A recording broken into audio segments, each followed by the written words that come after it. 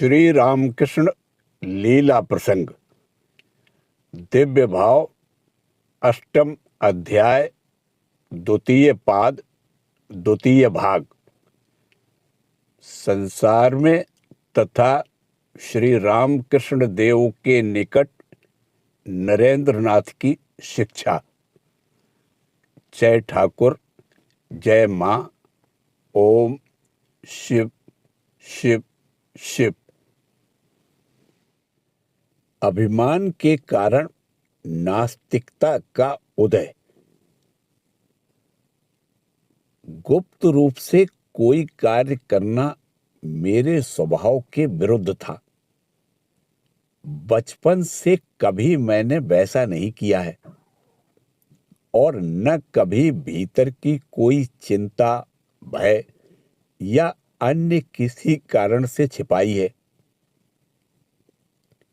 अतः यह भावना आई कि ईश्वर नहीं है, अथवा यदि हों भी तो उन्हें पुकारने की कोई आवश्यकता नहीं, क्योंकि उससे किसी फल की प्राप्ति नहीं होती। इस बात को लोगों के सामने युक्ति के द्वारा प्रमाणित करने के लिए मेरे सचेष्ट होने में आश्चर्य ही क्या है। फलस्वरूप लोग कहने लगे कि मैं नास्तिक हो गया हूं और दुष्ट लोगों के साथ मिलकर मदिरापान आदि दुराचरण करने लग गया हूं। साथ ही साथ मेरा निर्मल अंतःकरण वृथा निंदा से कठोर हो उठा और किसी के बिना पूछे भी लोगों से मैं कहता फिरता था कि यदि कोई अपने दुख कष्टों को कुछ समय तक भूल जाने के लिए मदिरा पीता है अथवा दिल बहलाने के लिए वेश्यागृह में जाता है तो मैं उसमें कोई आपत्ति नहीं करूंगा। और यदि मैं भी वैसे उपायों को अपनाने से दुख कष्टों को भूल सकूं, यह बात जिस दिन मेरी समझ में आ जाएगी, उस दिन से मैं भी वैसे काम करने से पीछे नहीं हटूंगा। भक्तों के मन में नरेंद्रनाथ के अधपतन की शंका होने पर भी श्री रामकृष्ण देव की धारणा भिन्न होना। बात कानों कान फैलती है। मेरी ये बातें विविध प्रकार से विकृत होकर दक्षिणेश्वर में ठाकुर के पास और कलकत्ते के उनके भक्तों के निकट पहुंचने में विलंब नहीं लगा। कोई कोई मेरी स्थिति जानने के लिए मुझसे भेंट करने आए और जो निंदा फैली है वह पूर्णतया सही न मिलने पर भी उसमें से कुछ अंशों पर उनका विश्वास है। इस बात को वे इशारे से व्यक्त कर गए। मुझे वे लोग इतना हीन समझते हैं, यह जानकर मैं भी अहंकार से फूलकर इस बात को प्रमाणित करने के लिए कि दंड पाने के भय से ईश्वर पर विश्वास करना अत्यंत दुर्बलता का लक्षण है। ह्यूम, बेन, मिल, काम्टे आदि पाश्चात्य दार्शनिकों के मतों को उद्धृत करने लगा और ईश्वर के अस्तित्व का कोई प्रमाण नहीं है, यह दिखाने के लिए उनके साथ प्रचंड युक्ति तर्कों की अवतारणा करने लग जाता था। यह जानकर कि वे लोग इस बात पर विश्वास करके चले गए कि मैं पतित हो गया हूं, मुझे प्रसन्नता ही हुई और सोचा कि ठाकुर भी उनके मुख से सुनकर इस पर विश्वास कर लेंगे। पर ऐसी चिंता मन में उठने से मैं फिर हताश हो गया। निश्चय किया, वे जो चाहे माने, मनुष्यों के मतामतों का मूल्य ही जब तुच्छ है तो उससे मेरी हानि क्या है। परंतु बाद में सुनकर मैं स्तंभित हो गया कि ठाकुर ने उन बातों को सुनकर पहले कुछ नहीं कहा, परंतु बाद में सुनकर मैं स्तंभित हो गया कि ठाकुर ने उन बातों को सुनकर पहले कुछ नहीं कहा। बाद में भवनाथ ने रोते हुए जब उनसे कहा, महाराज, नरेंद्र की ऐसी दुर्गति होगी यह तो स्वप्न में भी संभव नहीं था, तो उस समय ठाकुर ने उत्तेजित होकर कहा था, चुप रह मूर्ख, मां ने कहा है कि वह कभी वैसा नहीं हो सकता। यदि फिर कभी ऐसी बात मुझसे कही तो तेरा मुंह नहीं देख सकूंगा। घोर अशांति। इस प्रकार अहंकार से नास्तिकता का पोषण करने से क्या होगा। दूसरे ही क्षण बचपन से विशेषतया ठाकुर के साथ भेंट होने के बाद मेरे जीवन में जो अद्भुत अनुभूतियां उपस्थित हुई थी, वे सब जिस समय हृदय में उज्जवल अक्षरों में उदित होती थी, तब मैं सोचने लगता था, ईश्वर अवश्य ही हैं और उन्हें प्राप्त करने का पथ भी अवश्य ही है, नहीं तो इस संसार में जीवित रहने का कोई प्रयोजन ही नहीं। जीवन में दुख कष्ट कितने ही क्यों न आए, उस पथ को खोज निकालना ही होगा। इस तरह दिन पर दिन बीतने लगे और संदेह में चित्त निरंतर डावाडोल होकर शांति रहित हो रहा था। संसार के अभावों में भी कमी नहीं आई। अद्भुत दर्शन से नरेंद्र की शांति। गर्मी के बाद वर्षा आई। अभी भी पहले की ही तरह काम की खोज में भटकता रहा। एक दिन भूखा और उस पर पानी में भीगकर रात के समय बहुत ही थक गया था और उससे भी अधिक मेरा मन थका था। इस अवस्था में मैं घर लौट रहा था, परंतु इतना क्लांत था कि एक कदम भी आगे बढ़ना मेरे लिए असंभव हो गया और मैं एक निर्जीव वस्तु के समान पास वाले एक मकान के चबूतरे पर लेट गया। कुछ समय तक चेतना का पूर्ण रूप से लोप हुआ था या नहीं, मैं कह नहीं सकता, परंतु इतना स्मरण है कि मन में रंग बिरंगे चित्रों तथा चिंताओं का उदय और लय होता जा रहा था।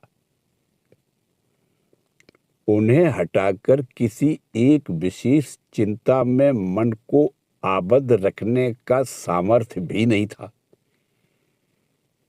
एकाएक ऐसा प्रतीत हुआ मानो किसी दैवी शक्ति के प्रभाव से भीतर के पर्दे एक के बाद दूसरे उठते जा रहे थे और शिव के संसार में आक्षेप क्यों, ईश्वर की कठोर न्यायपरता और अपार करुणा का समाधान आदि जिन विषयों का निर्णय अब तक नहीं कर सका था,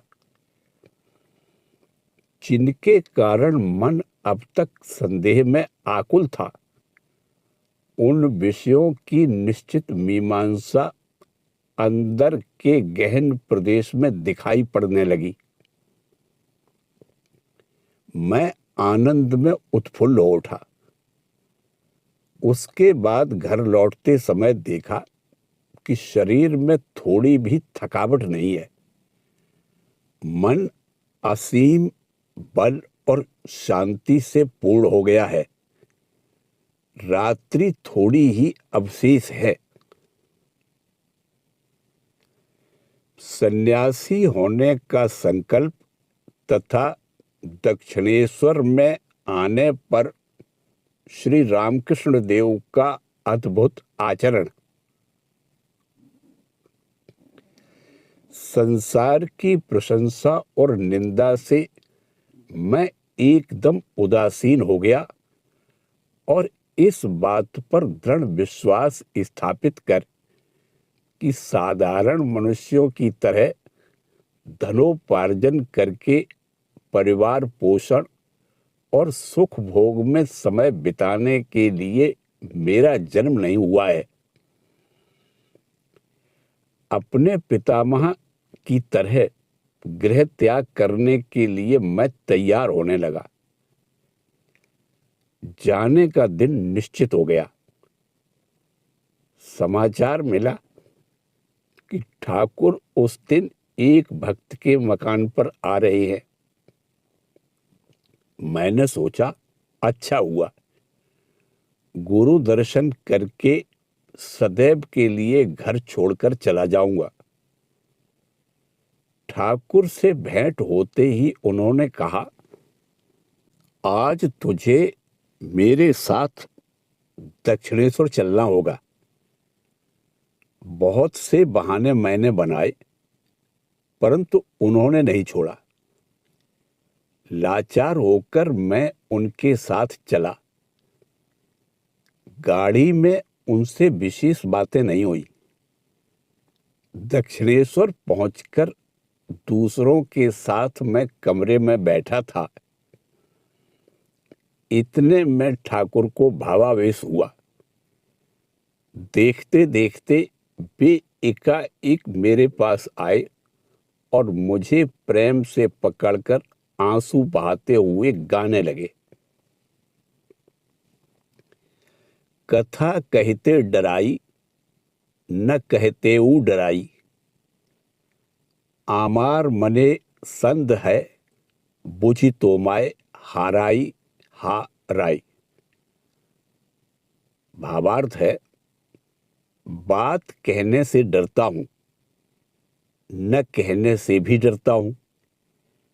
मेरे मन में संदेह होता है कि शायद मैं तुम्हें खो बैठूं।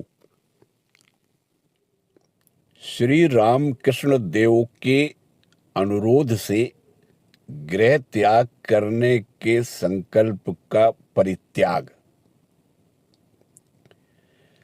अंतर की प्रबल भावराशि को अब तक मैंने रोक रखा था। अब उसका वेग नहीं संभाल सका। ठाकुर की तरह मेरे भी नेत्रों से आंसू की धाराएं बह चली। निश्चित जान गया, ठाकुर सारी बातें जान गए हैं। हमारे इस प्रकार के आचरण से दूसरे लोग अबाक रह गए। प्रकृतिस्थ होने पर किसी किसी ने ठाकुर के उस प्रकार के आचरण का कारण पूछा। उन्होंने हंसते हुए कहा, हम दोनों में वैसा ही कुछ हो गया। बाद में सब लोगों के चले जाने पर मुझे पास बुलाकर उन्होंने कहा, जानता हूं तू मां के काम के लिए संसार में आया है। संसार में तू कभी नहीं रहेगा, परंतु जब तक मैं हूं तब तक मेरे लिए रह। इतना कहकर वे हृदय के आवेग से पुनः आंसू रोक नहीं सके।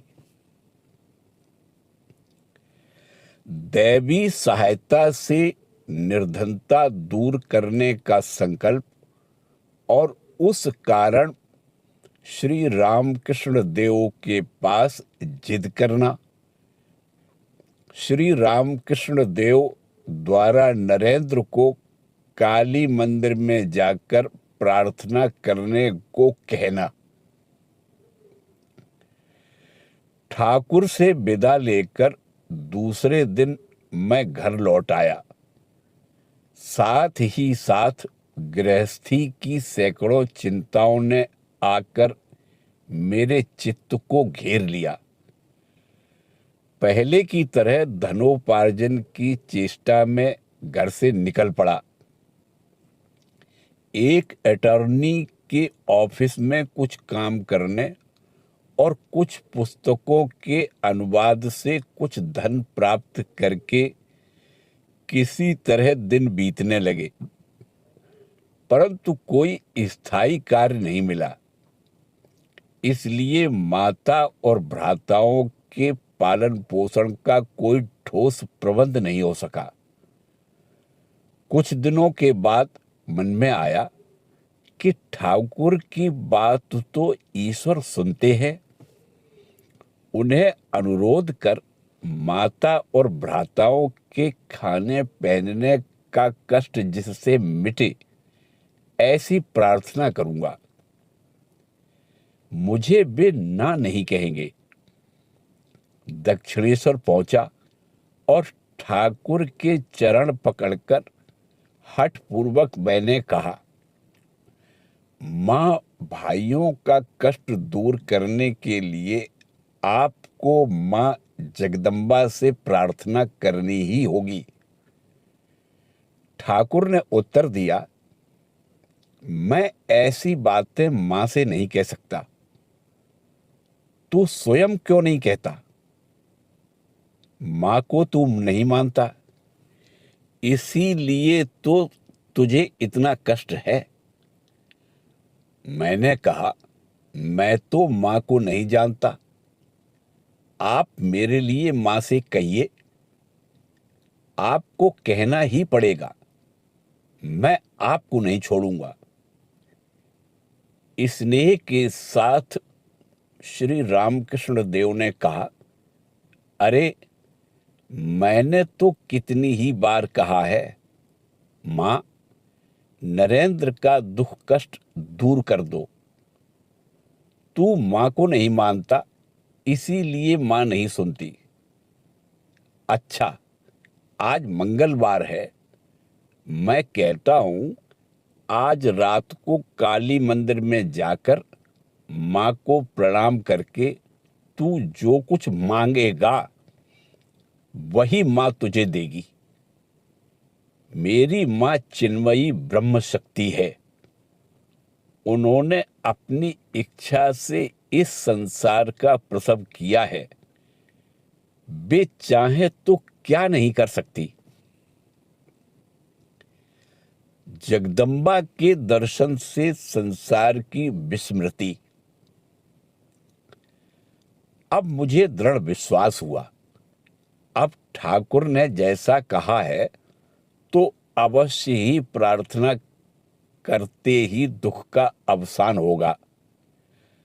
प्रबल उत्कंठा से रात्रि की प्रतीक्षा करने लगा। रात आई। एक प्रहर बीत जाने पर ठाकुर ने मुझे मंदिर में जाने के लिए कहा। जाते हुए नशे की तरह भाव होने लगा। पैर लड़खड़ाने लगे और मैं मां को सचमुच देख सकूंगा और उनके श्रीमुख की वाणी सुन सकूंगा, इस प्रकार के स्थिर विश्वास से मन अन्य विषयों को भूलकर एकाग्र और तन्मय होकर उसी बात को सोचने लगा। मंदिर में उपस्थित होकर देखा, यथार्थ में ही मां चिन्मयी, यथार्थ में ही जीवित प्रतिमा और अनंत प्रेम तथा सौंदर्य की आधार रूपिणी है। भक्ति और प्रेम से हृदय उछलने लगा। मैं बेवहल होकर बारंबार प्रणाम करते हुए कहने लगा, माँ, मुझे विवेक दो, वैराग्य दो, ज्ञान दो, भक्ति दो, जिससे मैं तुम्हारा अबाध दर्शन नित्य प्राप्त कर सकूं। वैसा कर दो। शांति से हृदय प्लावित हो गया। संसार प्रपंच बिल्कुल विलुप्त होकर केवल मां ही हृदय को पूर्ण करती हुई विराजमान रही। 3 बार काली मंदिर में आर्थिक उन्नति की प्रार्थना के निमित्त जाना, किंतु उनका आचरण भिन्न प्रकार का ही होना। ठाकुर के पास लौटकर आते ही उन्होंने पूछा, क्यों रे, मां से गृहस्थी का अभाव दूर करने की प्रार्थना की है ना? उनके प्रश्न से चौंक कर मैंने उत्तर दिया, नहीं महाराज, मैं तो भूल गया था, अब क्या करूं? उन्होंने कहा, जा जा, फिर जाकर प्रार्थना कर आ। मैं पुनः मंदिर की ओर चला और मां के सामने उपस्थित होकर पुनः मुग्ध हो गया और सब कुछ भूलकर बारंबार प्रणाम करते हुए ज्ञान और भक्ति लाभ के लिए प्रार्थना करके लौट आया। हंसते हुए ठाकुर ने पूछा, क्यों रे, अब की बार तो कह आया ना? फिर मैं चौंक उठा और बोला, नहीं महाराज, मां को देखते ही एक दैवी शक्ति के प्रभाव से सब बातें भूलकर केवल ज्ञान भक्ति लाभ की बात ही कही है। अब क्या होगा? ठाकुर ने कहा, यह क्या रे, अपने को संभालकर वैसी प्रार्थना क्यों नहीं कर सका? हो सके तो एक बार जाकर उन बातों को कह आ। जल्दी जा। मैं फिर चला, परंतु मंदिर में प्रवेश करते ही लज्जा ने हृदय को व्याप्त कर लिया। मैंने सोचा, यह कैसी तुच्छ बात मैं जगत जननी को कहने आया। ठाकुर कहते हैं, राजा की प्रसन्नता प्राप्त करके उनसे कद्दू कोहड़ा मांगना, यह भी वैसी ही मूर्खता की बात है। मेरी भी ऐसी ही हीन बुद्धि हुई है। लज्जा से प्रणाम करते हुए मैंने पुनः कहा, मैं और कुछ नहीं मांगता मां, केवल ज्ञान और भक्ति दो। मंदिर के बाहर आकर मन में ऐसा भाव आया कि यह निश्चय ही ठाकुर की लीला है। नहीं तो 3 बार मैं मां के पास आकर कुछ भी नहीं कह सका। इसके बाद मैंने उनका चरण पकड़कर कहा, आपने ही मुझे बुला दिया था, अब आप ही को कहना होगा, जिससे मेरे परिजनों को अन्न वस्त्र का कष्ट न हो। उन्होंने कहा, अरे, मैं तो वैसी प्रार्थना किसी के लिए कभी नहीं कर सका। मेरे मुख से तो वैसी बातें निकलती ही नहीं हैं।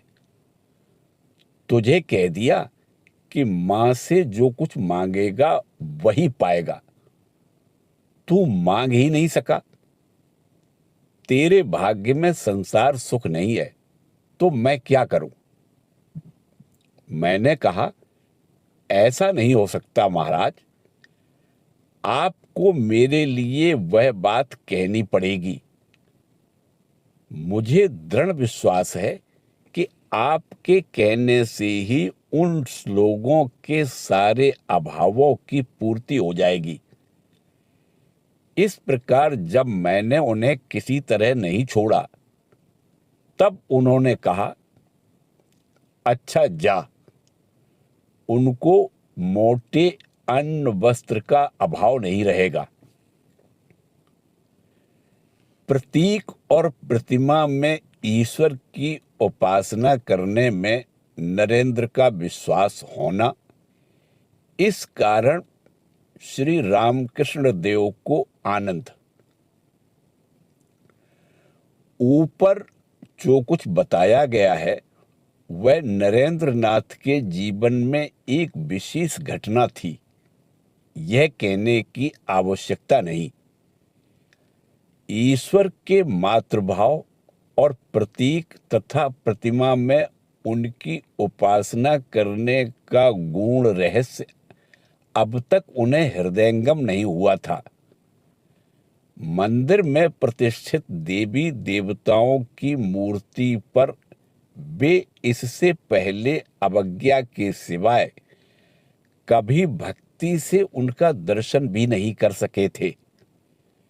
अब से उस प्रकार की उपासना का सम्यक रहस्य उनके हृदय में प्रतिभासित होकर उनका आध्यात्मिक जीवन अधिकतर पूर्ण और व्यापक हो गया। श्री रामकृष्ण देव उससे बहुत ही आनंदित हुए थे। हमारे एक मित्र ने इस घटना के दूसरे दिन दक्षिणेश्वर आकर जो कुछ देखा व सुना था, उसका अब हम यहाँ उल्लेख करते हैं। श्री रामकृष्ण देव के उस विषय के आनंद के संबंध में वैकुंठनाथ का कथन।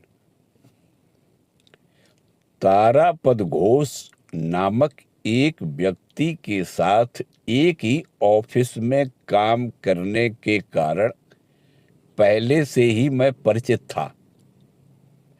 तारापद के साथ नरेंद्रनाथ की विशेष मित्रता थी, अतः ऑफिस में भी तारापद के पास मैंने नरेंद्र को कभी कभी देखा था। तारापद ने एक दिन बातचीत के प्रसंग में बताया था, श्री रामकृष्ण देव नरेंद्र को बहुत प्यार करते हैं, तथापि मैंने नरेंद्रनाथ से परिचित होने की चेष्टा नहीं की। आज दोपहर को दक्षिणेश्वर जाकर मैंने देखा, श्री रामकृष्ण देव अकेले कमरे में बैठे हैं और नरेंद्रनाथ बाहर एक ओर पड़ा सो रहा है। ठाकुर का मुखमंडल प्रसन्नता से उत्फुल्ल हो रहा है। पास जाकर प्रणाम करते ही उन्होंने नरेंद्र को दिखाकर कहा, देख, यह लड़का बड़ा अच्छा है। उसका नाम है नरेंद्र। पहले मां को नहीं मानता था, कल मान गया है। कष्ट में है, इस कारण मां से रुपया पैसा मांगने के लिए कह दिया था, परंतु नहीं मांग सका। कहा, लज्जा आती है। मंदिर से लौटकर मुझसे कहा, मां का गाना सिखा दीजिए।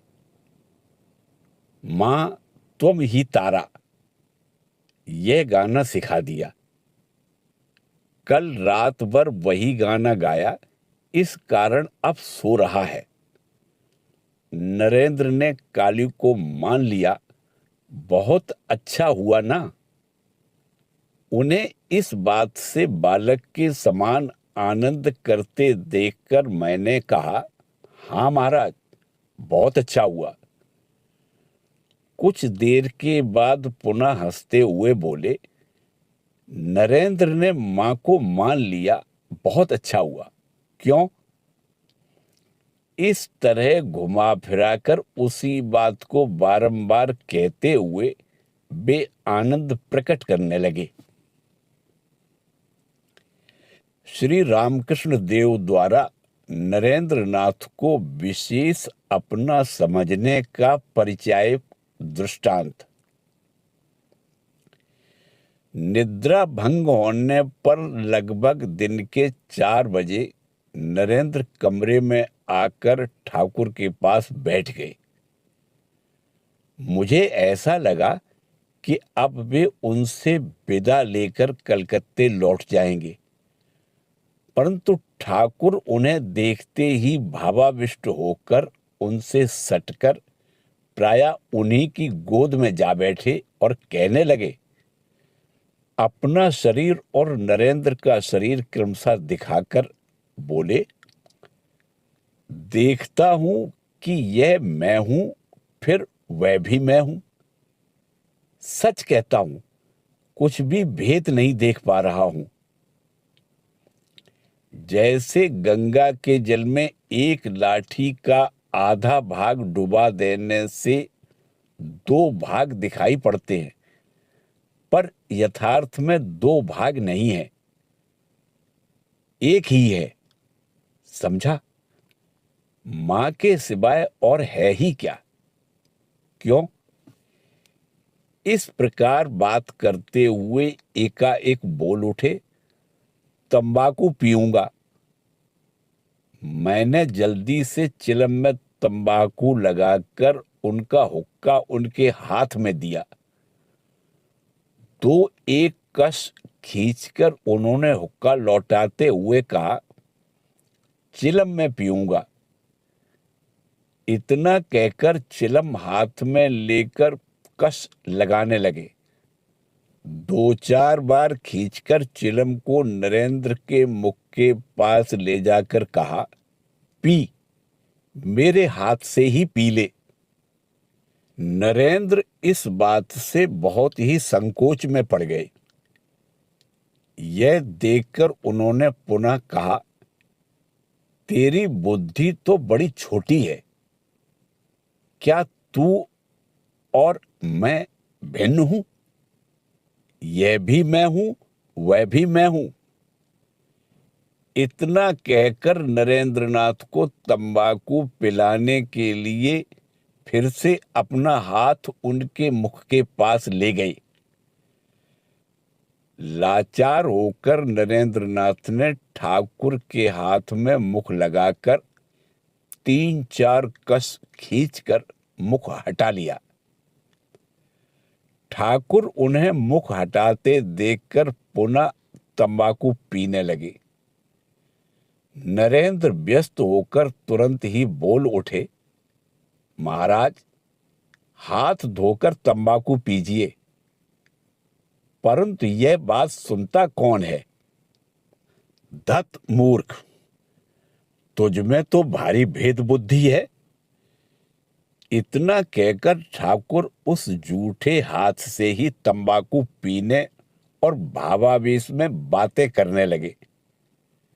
खाद्य वस्तु में से यदि कुछ अंश पहले ही किसी को दे दिया जाए तो ठाकुर बाकी अंश को जूठा समझकर खा नहीं सकते थे, किंतु नरेंद्र के बारे में आज उन्हें इस प्रकार का व्यवहार करते देखकर मैं आश्चर्य से सोचने लगा कि नरेंद्रनाथ को ये कहां तक अपना समझते हैं। नरेंद्रनाथ के साथ बैकुंठ का कलकत्ता आगमन। बातचीत में रात के 8 बज गए। उस समय ठाकुर की भावावस्था कम होते देखकर नरेंद्रनाथ और मैं उनसे विदा लेकर पैदल कलकत्ते लौट आए।